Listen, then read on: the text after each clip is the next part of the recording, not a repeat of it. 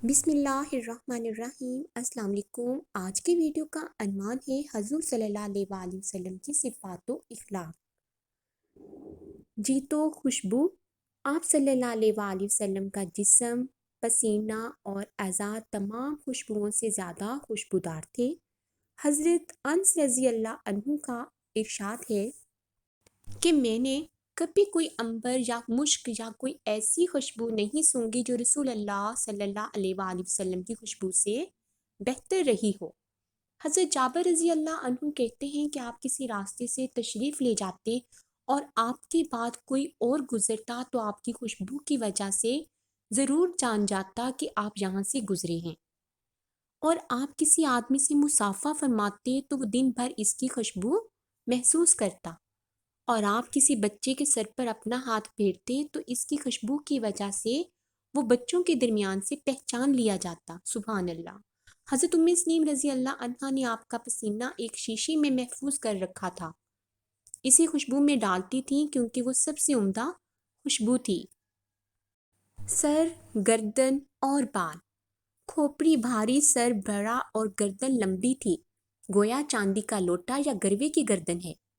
بال دونوں کانوں کے نصف یا لو تک ہوا کرتے اور کبھی کبھی اس سے بھی نیچے اور کبھی کبھی دونوں کندھوں کو چھوتے۔ چند بال پیشانی کے بھی سفید تھے، مگر اتنے کم کہ سر اور داڑھی ملا کر بھی کل 20 بال سفید نہ تھے۔ سر کے بال ذرا ذرا سے گھنگریالے تھے۔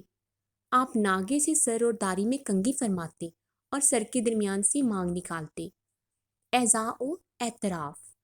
ہڈیوں کے سرے مثلاً کہنیاں، کندھے اور گھٹنے بڑے بڑے تھے، کلائیاں بڑی بڑی اور ان کے جوڑ لمبے لمبے تھے، ہتھیلیاں اور قدم کشادہ تھے، تلوا گہرا نہ تھا، دونوں ہاتھ حریر و دباج سے زیادہ نرم، برف سے زیادہ ٹھنڈے اور مشک سے زیادہ خوشبودار تھے، کہنی سے اوپر اور نیچے دونوں بازو اور اطراف بھاری بھر کم تھے، ایڑیاں اور پنڈلیاں ہلکی تھیں، دونوں کندھوں کے درمیان دوڑی تھی، اطراف لمبے، سینہ کشادہ اور بالوں سے خالی تھا، صرف لبے سے ناف تک بالوں کی ایک لکیر تھی، اس کے علاوہ شکم اور سینے پر بال نہ تھے، کندھے اور اس سے متصل بازو پر البتہ بال تھے، سینہ اور شکم برابر تھے، بغل کا رنگ مٹیالہ تھا اور پیٹھ ایسی تھی گویا ڈھلی ہوئی چاندنی۔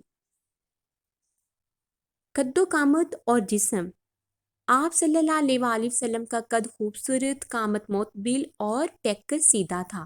نہ آپ ناٹے کھوٹے تھے نہ لمبے ترنگے، لیکن طول سے قریب تر تھے، چنانچہ کوئی شخص جو لمبائی کی طرف منسوب ہوتا وہ آپ کے ساتھ چلتا تو آپ صلی اللہ علیہ وآلہ وسلم اس سے لمبے ہوتے۔